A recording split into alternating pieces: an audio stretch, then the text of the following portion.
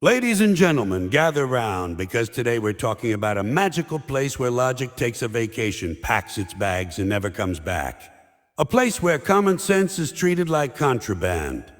A place where your brain cells go to file a missing person report. Yes, I'm talking about the government. The only institution that can disable logic and enable nonsense at the exact same time, and still ask for more funding. You ever notice how governments talk like they're about to make your life better? But somehow every solution creates 3 new problems. It's like they're allergic to good ideas. Every time they affix to something, it feels like letting toddlers play with live wires. No, don't worry, we've got this.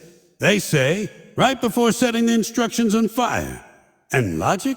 Forget logic. Logic is not allowed. Logic is suspicious. Logic slows down the process of making stupid decisions quickly. And the government can't have that. You walk into a government office and try using logic. Alarms go off, lights flash, security shows up like you tried to smuggle intelligence across the border. Sir, we don't do logic here. Please take your brain to the private sector. And somehow they always make their nonsense sound important. They dress it up in fancy language. We are initiating a multilateral, bipartisan, multi-phase initiative to streamline cognitive infrastructural redundancies. Translation: we lost your paperwork again. And politicians. These guys speak like logic was outlawed. They talk for an hour and say absolutely nothing. It's a talent. If silence was golden, their speeches would be bankrupt.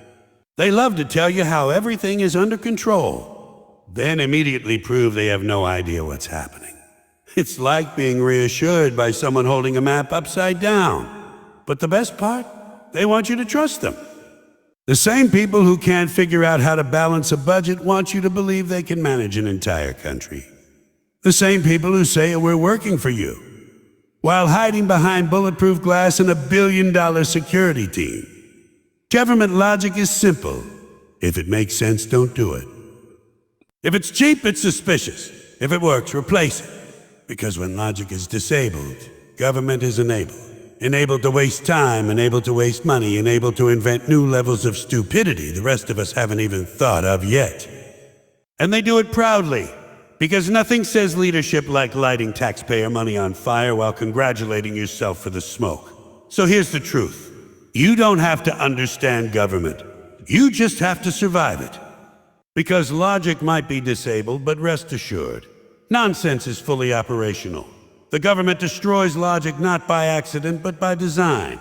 Because logic is simply too efficient, too clear, and too honest for a system built on confusion. Imagine a world where decisions were made quickly, directly, and with common sense. Governments would collapse from shock.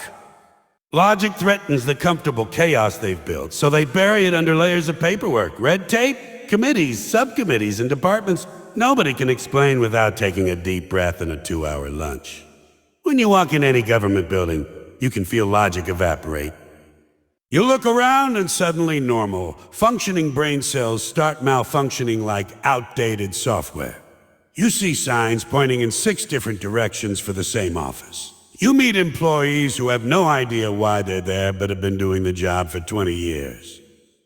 You ask a simple question and receive an answer that sounds like it was written by a malfunctioning robot. It's not because people are dumb.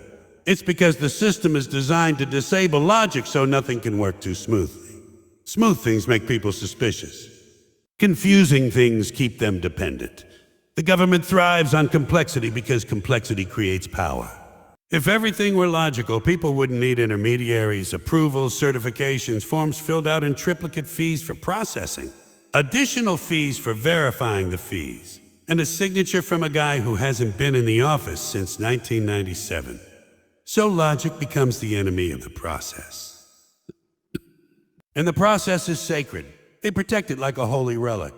You can question a politician, you can question a law, but don't you dare question the process. That's when they panic. Sir, that's how it's always been done. Which is government code for we don't remember why we do it this way, but we're afraid of changing anything. The government destroys logic because logical solutions don't generate money, paperwork, or committees. If a problem were solved too quickly, what would all these people do? What would they manage? What would justify their department's budget increase next year? Efficiency is a threat. Clarity is a threat. A problem solved is a funding request denied. And no government department wants to lose funding. They'd rather keep the problem alive, feed it, water it, and watch it grow into a monster that needs a 12-story building just to store the files about it. Logic also exposes hypocrisy, and governments can't have that. If things were logical, citizens would start asking direct questions. Why is this so expensive? Why does this take so long? Why do you need my information 6 times? Why is there a committee for reviewing the committee that reviews the committee? Instead, governments create enough confusion to keep people dizzy. A confused citizen is a compliant citizen. A logical citizen is a problem, because they start seeing the cracks. Governments hate cracks unless they're the ones making them. You can see logic breaking down at every level. A simple road repair turns into a decade-long saga involving environmental studies, contractor disputes, funding delays, and a groundbreaking ceremony to announce they'll break ground again in 6 more months. A small policy change requires consultations, audits, pilot programs, meetings, more meetings, minutes from those meetings, and then a decision to postpone the decision. Logic would say, fix the road. Government says, form a committee to consider the philosophical implications of asphalt. Even when the solution is obvious, they act like discovering it would require a spiritual journey up a mountain. Want to fix traffic, add lanes. Government response. We need a 5-year study to determine whether adding lanes would increase the number of lanes. Want to improve service. Hire more staff. Government response. Let's automate everything. Make it worse, then hire consultants to find out why it got worse. In the end, logic becomes irrelevant. Government doesn't operate on what works. It operates on what can be documented, justified, and blamed on someone else. Logic would make things simple, and simple is dangerous because simple makes people think the system doesn't need to be as big as it is. And the government can't allow that thought to exist for too long. So logic gets disabled, and nonsense becomes policy. Politicians have perfected the art of talking without saying anything. A skill so advanced it should qualify as an Olympic sport. They can speak for an hour, gesture with confidence, change their tone at all the right moments, and still leave you wondering what the hell they just said. It's not accidental, it's intentional. Their language is crafted to be as vague, polished, and slippery as possible, so they can make promises without committing to anything, dodge responsibility while pretending to accept it, and create the illusion of understanding while covering up the fact that they don't know what they're talking about. The moment a politician walks up to a microphone, you can feel reality start to bend. They start with a warm smile, sprinkle in some patriotic phrases, and then begin their verbal dance. Sentences that loop back on themselves, statements that sound meaningful but contain no actual meaning, and reassurances that everything is under control when nothing is under control. When nothing is under control. They speak in circles so perfectly that if you transcribe their speech, it would look like a spiral. Their favorite trick is using big, serious-sounding words to distract you from the fact that they have no plan. Instead of saying, "Oh, we don't know," they say, "Oh, we are exploring multi-layered strategic pathways to address the evolving complexity of this situation." It's like stuffing a pillowcase with newspaper and selling it as a mattress. There's nothing inside, but it looks full, so people clap. Politicians also love promising action without defining what the action is. They'll say they're committed to progress, invested in transparency, or are dedicated to improving the future. What does any of that mean? Nothing. You can be committed, invested, and dedicated and still achieve absolutely zero. If accomplishing nothing were a job requirement, these people would be overqualified. And when things go wrong, which they inevitably do, they fall back on their second language, blame avoidance. This is where their ability to say nothing becomes a superpower. They speak in ways that avoid naming anyone responsible, including themselves. Something bad happens. Mistakes were made. By who? They won't say, it just magically happened like a weather event. They use passive voice the way magicians use smoke, to cover the trick. Their speeches are also filled with emotional seasoning to keep the public distracted. They invoke children, families, the future, hard-working citizens, the community, the nation, anything to make you feel instead of think. Because thinking is dangerous. Thinking leads to questions, and questions expose the emptiness of their words. If you actually take their statements apart piece by piece, you'll see nothing but air wrapped in confidence. Politicians intentionally make problems sound more complicated than they are because complexity gives them an excuse to be slow and ineffective.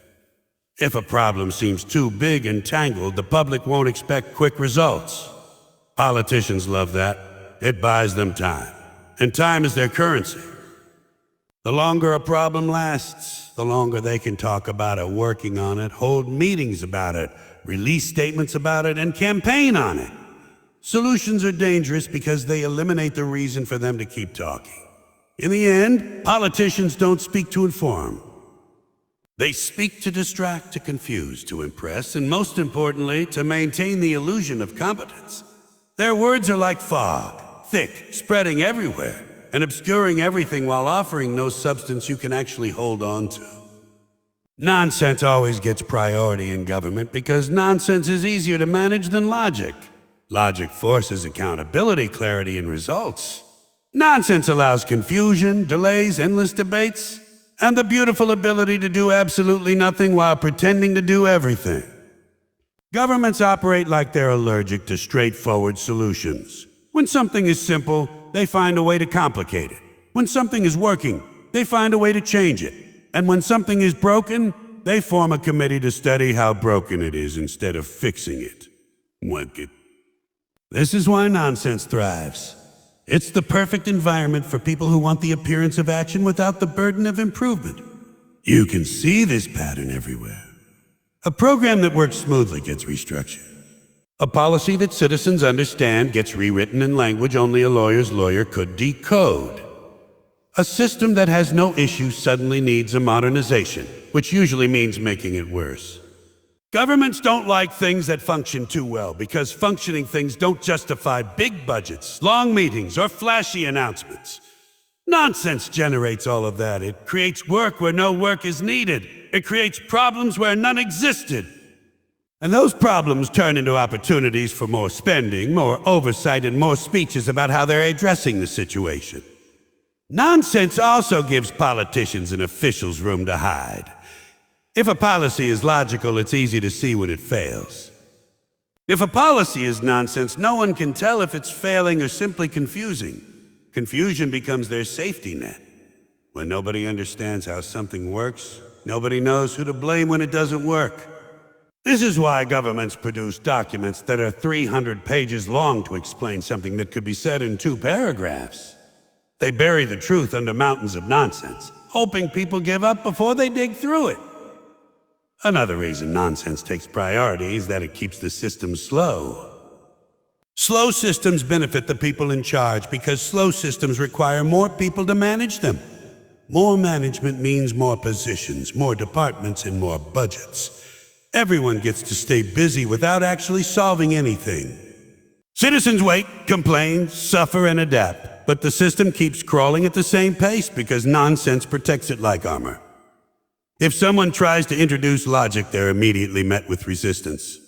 It's more complicated than that. That sentence is the anthem of nonsense-based governance. Even emergencies get treated with nonsense. Something needs to be fixed fast. Instead of action, you get announcements, press conferences, temporary measures, and reports analyzing the impact of the temporary measures. Governments never miss a chance to add layers of nonsense onto a situation that desperately needs direct action. They love making things appear urgent without actually doing anything urgent. Nonsense is also politically useful. When policies are unclear, leaders can shape the story however they want to. If something accidentally goes right, they claim credit. If it goes wrong, they claim it's more complex than people realize or blame the previous administration. Nonsense turns reality into a flexible narrative, and politicians love flexible narratives more than solutions. At its core, nonsense survives because it's safe. It protects those in power from accountability, keeps citizens overwhelmed, and it ensures the system continues to grow and complicate itself endlessly. Logic brings order, and order brings responsibility, but nonsense brings noise, and noise is the perfect cover for inefficiency. In the end, the whole system keeps running not because it's smart or efficient or guided by any kind of real intelligence, but because people have gotten used to living in a world where logic is optional and nonsense is mandatory. Government doesn't have to make sense as long as people keep accepting the confusion as normal. And that's the real joke. Not the speeches, not the policies, not the endless committees or the magical disappearing budgets. The joke is that we keep expecting logic from a machine that was never built to use it. A system designed to confuse will always confuse.